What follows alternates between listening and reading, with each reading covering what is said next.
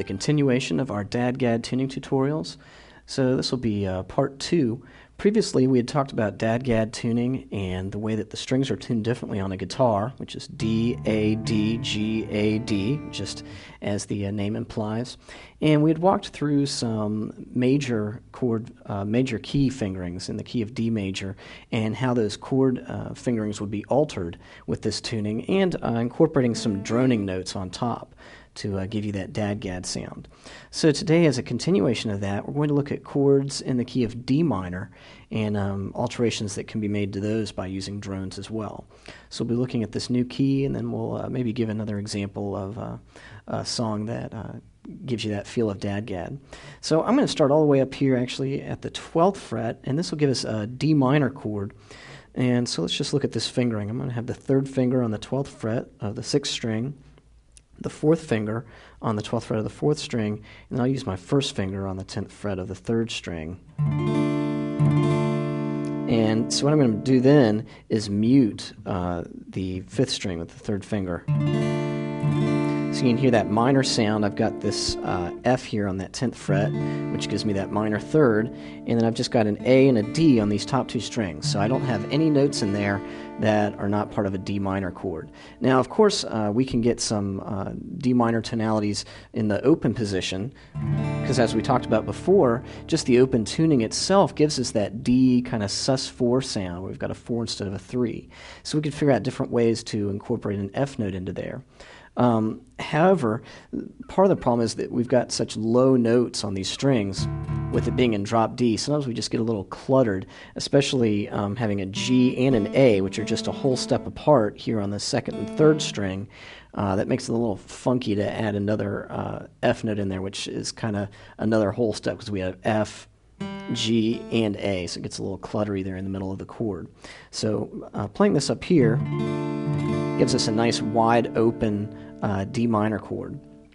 Taking my 3rd and 4th finger down 2 frets to the 10th fret, and then adding the 2nd finger to the 9th fret of the 3rd string, still muting the 5th string, gives me a chord that sort of substitutes for C major. And what I'm doing is I'm kind of going down the scale. Since we're starting way up here on the root, we'll just go down through the chords.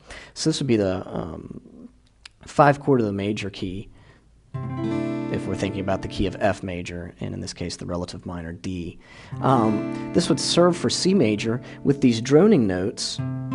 It takes the C major, adds an A to it, which would be the 6th of the chord, and a 9 to it with the 1st string, so that would be the 9 of the chord. So we end up with a chord called a C6-9, which can be substituted for a 1 chord or a major 7, that kind of thing. So it sounds real nice as a major chord. Going down 2 more frets, now I'm on the 8th fret with the 3rd and 4th finger, same strings, and the 2nd finger on the 7th fret of the 3rd string. This is a B flat chord, so this would be like the 4th chord of a major key of F. In this case, I get a B major 7. This A on the 2nd string acts as the 7 of the chord, and then this D is already in the chord, so we get a major 7 there. Going down a few more frets, now we're on the 7th fret with the 3rd and 4th finger, and then I can use the 1st finger here on the 5th fret of the 3rd string. That gives me an A minor kind of chord. In this case, it's like an A minor add 11, because this D acts as that 11 since I've already got the 3rd in the chord. And then sometimes in a minor key, it's very common to take this chord, which is a 5th above the root, and make it into a major.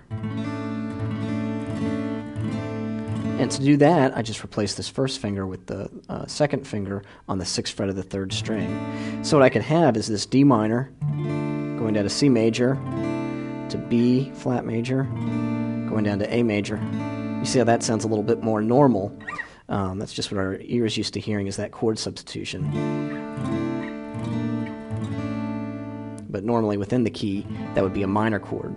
Going down 2 more frets to the 5th fret with the 3rd and 4th finger, we can get a G minor kind of chord, and that's with adding the 1st finger onto the 3rd fret of the 3rd string. And this actually gives me a G minor add 9, because I get the G minor here, and then this 2nd string is an A note, so that adds the 9 onto the chord, and of course this D is already in the chord.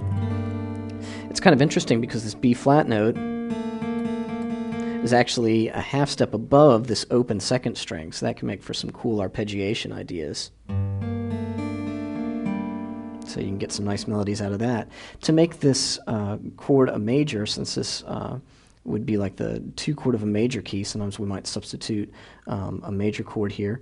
We can take the second finger and add that just as we did on the A chord. And that would just give me a G major add 9. So it's important to know both of those fingerings. Now when we get to the F chord, which would be the major, the relative major of this minor key, we've got a couple options here. One thing, and I'm actually going to use this in the example at the end of the clip here, we can do an F6-9, which is similar to that C chord we looked at up here on the neck. To do that, I can use the first finger to bar 2 strings here at the 3rd fret, 6 and 5 here, at the 3rd fret, and then use the 4th finger on the 5th fret of the 4th string.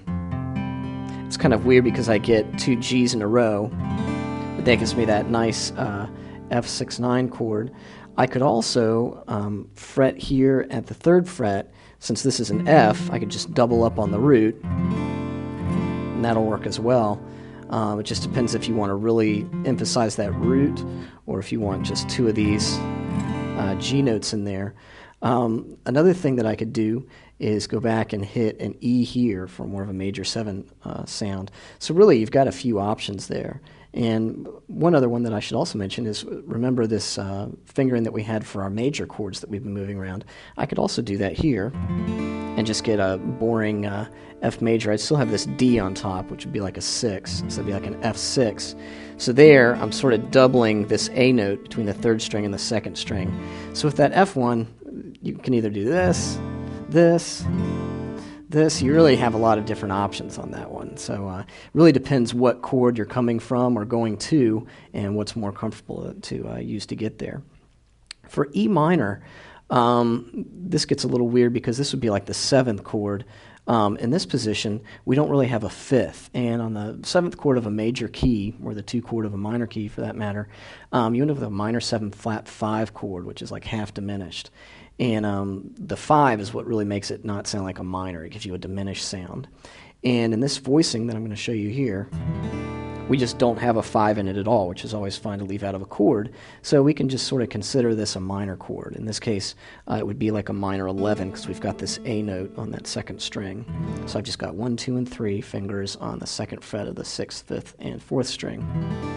And basically I've got 2 roots here, and then the 5th there, and then this G acts as the flat 3rd of that chord. Then I've got the 11 and another D for the minor 7 of the chord, so that would work for that. So that gets you through all those chords in that key. I think in our last video we looked at a finger picking example to kind of get a sound of DADGAD, and so today for the one that we'll do, let's do something that's more like an acoustic strumming groove with a pick. One thing that's really cool about this tuning is you can always sort of fall back on open strings if you're playing in the right key. And so a lot of times you can get away with having no fingers on or doing some pull-offs to open strings just because everything sort of goes back to that modal D sound.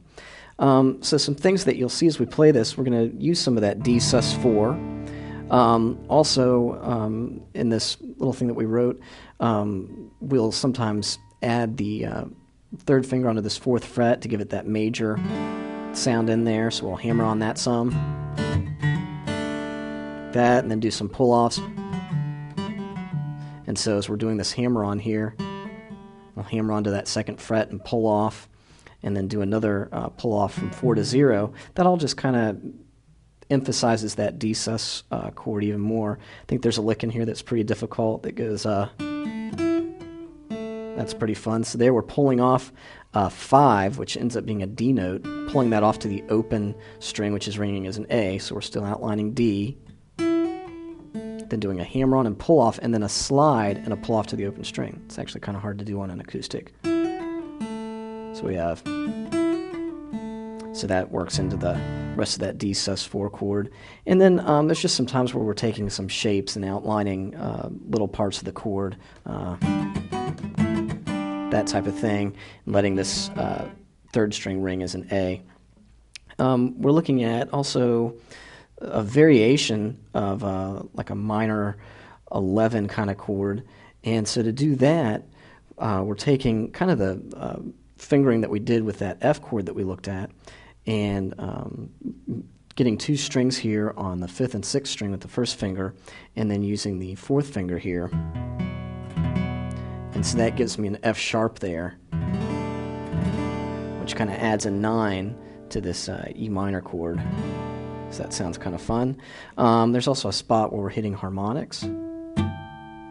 And so in that case, when I hit here at the 5th fret, remember that gives you basically 2 octaves above the chord. And so what we're doing is we're still outlining kind of those open strings by just hitting the harmonic there on the 5th fret. Then there's some substituted chords in here as well that we should talk through. Basically, I'm taking this E minor 11 kind of chord, sliding that down 1 fret, which gives us like a substitution. This would be like an E flat major 9 chord with a sharp 11 in it. Once again, you can see how easy it is to get some very bizarre altered chords in DADGAD tuning because of these drones. But that gives us a nice E flat major 9, sharp 11, and then there's a little lick associated with that. We're throwing a B flat in there and pulling off to the open G. So I'm hammering on from 2 to 3 and then doing a little trill and pulling off to the open string. And then we'll have that F 6-9 chord. And then finally there's a fun little lick that I'll play here at the end. And by the way, I should mention, in case you didn't notice, that all these rhythms and fingerings for this example are at the beginning of the video, in case you want to try to learn it. Good luck, it's kind of hard. But we've got a little figure here that's pretty fun to do on the last D chord. Hit the root note there at the bottom, and then we're going to do a hammer on and pull off to the open string from 4 to 5, back to 4 and open, and then 7, 5, 0, all pull-offs. Again on the 3rd string, 7, 5, 0, and then 5, 4, open on the 4th string, and we just leave as much stuff ringing as we can. Then 5, 4, 0, 7, 5, 0, and then 5, 4, slide down to 2 and pull off to the open string. And then there's some melodic sort of harmonics here at the end. We're hitting 5 on the 3rd string and then the 2nd string, and then 7 on the 4th string and 3rd string, then 7 on the 5th string, and then ending on the 5th on the 6th string. Of course, that gives us D a couple octaves up. So you can see there's a lot of melodic possibilities as well as some fun chord stuff you can do with this tuning. So I'll play the example for you to give you an just another try at that modal DADGAD feel, and have fun.